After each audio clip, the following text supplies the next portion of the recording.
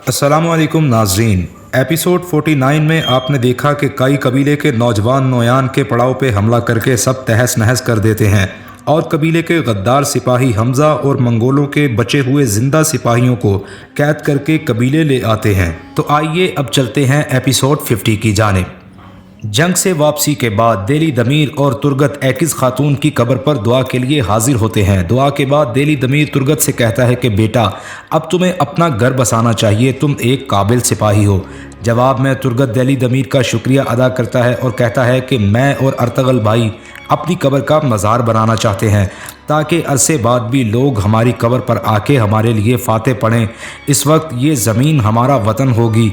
लोग देखेंगे जब तक एक आखिरी मंगोल भी ज़िंदा है तब तक बाबा जान मेरा रुक जाना मेरे लिए हराम है। दूसरी जानिब गुंदोगदो और हाइमा खातून हमज़ा के पास जाते हैं जो खैमे में कैद होता है। खैमे के बाहर गद्दार ताजिर अफरासियाब अपने जासूस से कहता है कि जाओ और नोयान को ढूंढो, उसे कहो मैं उसके हुक्म का इंतज़ार कर रहा हूँ। खैमे के अंदर गुंदोगदो हमज़ा को पानी पिलाता है। फिर हाइमा खातून हमज़ा से कहती हैं कि हमज़ा, मैंने तुम्हें अपने बेटों की तरह पाला। तुम्हारे बाबा सुलेमान शाह के सामने शहीद हुए।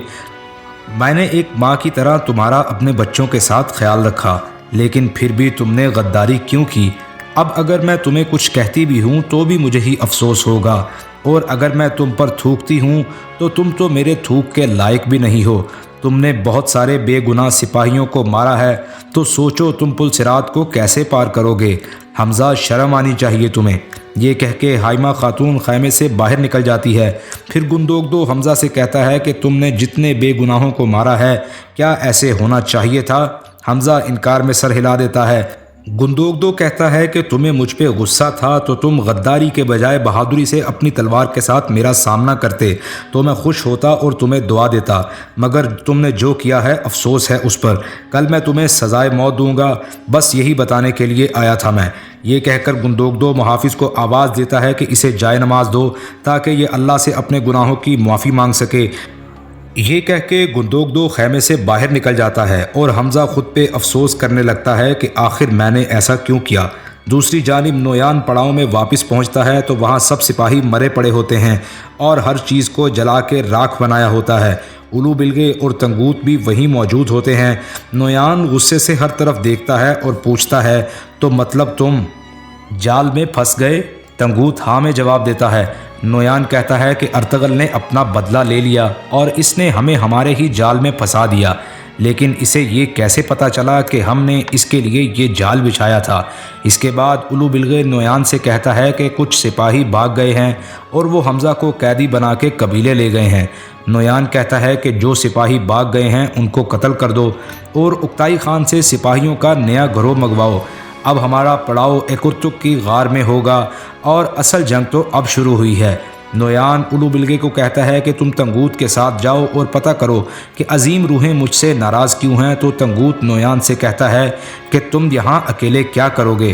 तंगूत की बात सुन के नोयान खामोश हो जाता है। इतने में कबीले से गद्दार ताजिर अफरासियाब का जासूस आता है और कहता है कि अफरासियाब तुम्हारे हुक्म का इंतज़ार कर रहा है। नोयान इससे कहता है कि अफरासियाब से कहो कि अर्तगल की नकलो हरकत पर नज़र रखो, ये बात सबसे अहम है, और अगर इसे कोई सुराग मिलता है तो कभी भी मेरे पास आ सकता है। जासूस ये पैगाम लेकर वापस चला जाता है।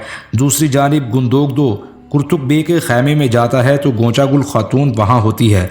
वो गुंदोगदो से कहती है कि पहले जब मेरे बाबा जंग पे जाते थे तो मुझे बुरे ख्वाब आते थे, लेकिन इस बार कुछ मुख्तलिफ था। इस बार मेरे बाबा के साथ मेरा होने वाला शोहर भी था।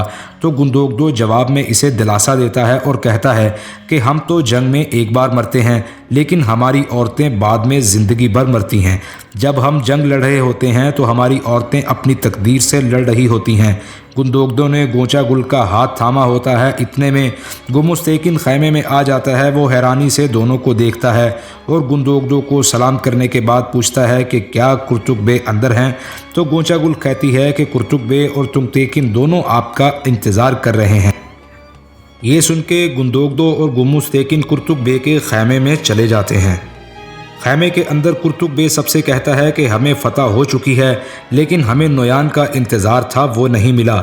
تو تنگتیکن کہتا ہے کہ وہ ضرور اس بات کا بدلہ لے گا۔ گندوگدو کہتا ہے کہ فکر نہ کرو۔ پھر تنگتیکن کہتا ہے کہ ارطغرل کے مطابق ہم اس وقت تک نویان کا پیچھا کریں گے جب تک اسے پکڑ نہ لیں۔ گندوگدو کہتا ہے کہ تم ٹھیک کہہ رہے ہو۔ پھر کرتب بے گمس تیکن سے کہتا ہے کہ تم بھی کچھ کہو۔ تو گمس تیکن کہتا ہے کہ گندوگدو ٹھیک کہہ رہا ہے، لیکن یاد رہے ہمارا واسطہ ایک ایسے وحشی انسان سے ہے جو قبیلے میں خودکش حملہ بھی کروا سکتا ہے۔ دوسری طرف خیمے میں گوکچی حلیمہ کے خیمے میں جاتی ہے اور کہتی ہے کہ ارطغرل کی وجہ سے ایک دن بھی ہمیں سکون نہیں گزرا، لیکن تم پھر بھی سکون میں کیسے ہو؟ تو حلیمہ کہتی ہے کہ مجھے اپنے شوہر پر اعتماد ہے، میں ان کے لیے ہر مشکل برداشت کر سکتی ہوں۔ اتنی دیر میں قبیلے کے باہر طبل بجتا ہے کہ کوئی آ رہا ہے، تو سارے حیرانگی سے باہر کی طرف متوجہ ہو جاتے ہیں۔ تبھی ایک سپاہی کرتب بے کے خیمے میں آتا ہے اور بتاتا ہے کہ ارطغرل صاحب آئے ہیں، ان کے ساتھ ایک زخمی شخص بھی ہے۔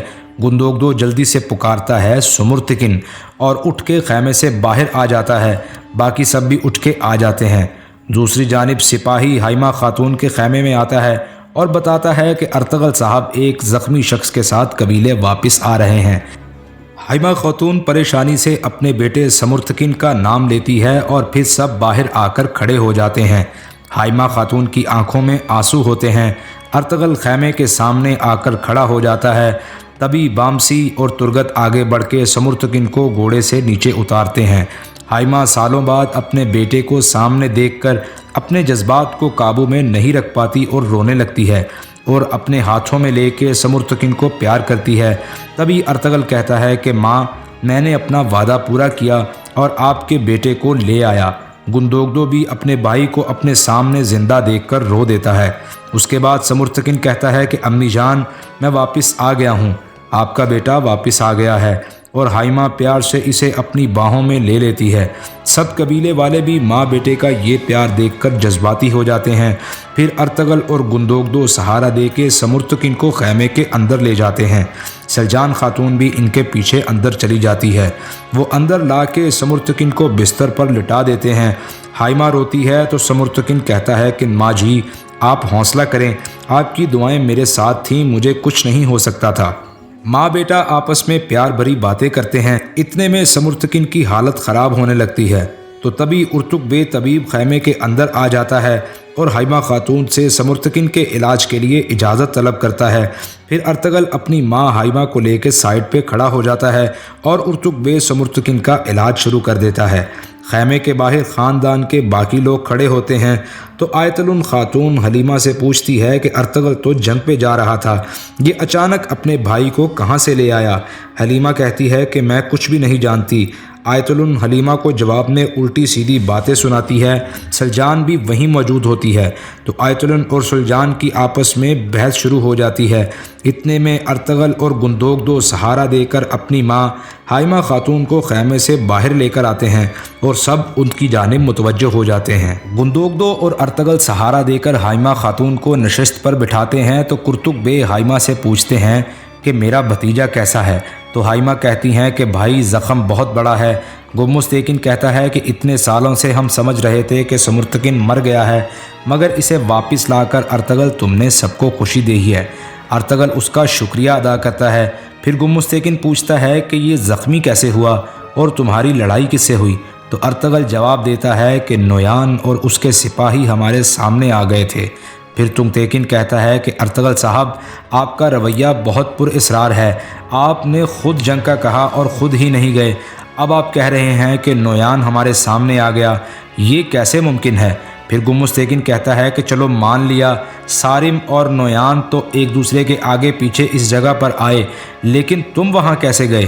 تو ارطغرل کہتا ہے کہ یہ بس ایک اتفاق ہے، خوشی اس بات کی ہے کہ میں اسے اس کے پیاروں سے ملا رہا ہوں۔ تنگتیکن کہتا ہے کہ یہ کیسا اتفاق ہے کہ موقع پر ارطغرل صاحب بھی پہنچ گئے۔ جواب میں ارطغرل کہتا ہے کہ مجھے پتہ چلا ہے کہ تم نے نویان کو شکست دے دی ہے، اللہ تمہیں مزید کامیابیاں بھی دے۔ تو تنگتیکن کہتا ہے کہ بات یہ نہیں ہو رہی۔ تو ارطغرل جواب دیتا ہے غصے میں کہ جب ہمارے اپنے ہمارے قتل کے فیصلے دے رہے ہوں تو آپ کن اصولوں کی بات کرتے ہیں؟ تو گمس تیکن کہتا ہے کہ ارطغرل صاحب، ہم نے ہمیشہ آپ کے اچھے کاموں کی تعریف کی، لیکن تم تیکن کی بات ٹھیک ہے، آپ ہمیں کچھ نہیں بتاتے۔ تو تم تیکن کہتا ہے کہ اگر آپ ہم کو کچھ نہیں بتائیں گے تو ہم آپ پر اعتماد کیسے کریں گے؟ تو حائمہ خاتون غصے سے مداخلت کرتی ہے اور کہتی ہے کہ تم سب چپ کر جاؤ، بس کرو، اندر میرا بیٹا مریض ہے اور تم سب یہاں کیسی باتیں کر رہے ہو؟ میرا بیٹا گھر واپس آیا ہے، مجھے کچھ دیر خوش ہو لینے دو، تم سب چلے جاؤ یہاں سے۔ ادھر دوسری جانب غار میں نویان اپنا پڑاؤ لگا کے بیٹھا ہوتا ہے، الو بلگے اور تنگوت بھی اس کے ساتھ ہوتے ہیں۔ نویان تنگوت سے کہتا ہے کہ اوغوز خان کی مہر اکتائی خان کے پاس جائے گی تو وہ اس کے بدلے تمہیں ہر طرح کی طاقت دے گا، اور اس مہر سے منگول افواج میں موجود ترکوں کو بھی جھٹکا لگے گا اور منگولوں کی سلطنت ہمیشہ قائم رہے گی۔ نویان الو بلگے کو کہتا ہے کہ وہ اوغوز کی مہر خود لے کر میرے پاس آئیں گے۔ الو بلگے پوچھتا ہے کیسے؟ تو نویان جواب دینے کے بجائے اپنے ہاتھ کے زخم کو سینے لگ جاتا ہے، اور اس کے ساتھ ہی اس قسط کا اختتام ہو جاتا ہے۔